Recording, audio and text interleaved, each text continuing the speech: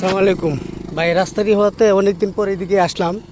রাস্তা কাজ শুরু হওয়ার পরে আসি নাই, আজকাই আসলাম।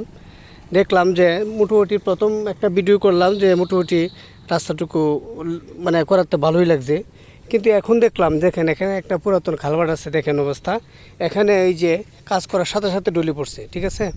তো এইভাবে যদি কাজ হয় আমাদের, তাহলে উন্নয়ন কিভাবে হবে? এই দেখেন, আমি আরও দেখাচ্ছি।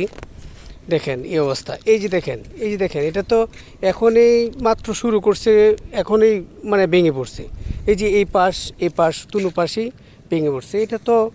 এটা তো কাজটা কেমন হলো? এটা আসলে টিকসই রাস্তাটি যাতে না ভাঙে সেই ব্যবস্থা করেই তারপরে এই মানে কাজটা শুরু করার ছিল। যারা কাজ করে তারা অভিজ্ঞ, যারা করে থাকেন, তারা এটা অবশ্যই পরে কাজটা করার দরকার ছিল, যাতে ওই পাশ দিয়ে এই পাশে মাটি আর ওই পাশে মাটি দেওয়ার পরে কাজটা করা দরকার ছিল। ধন্যবাদ সকলকে।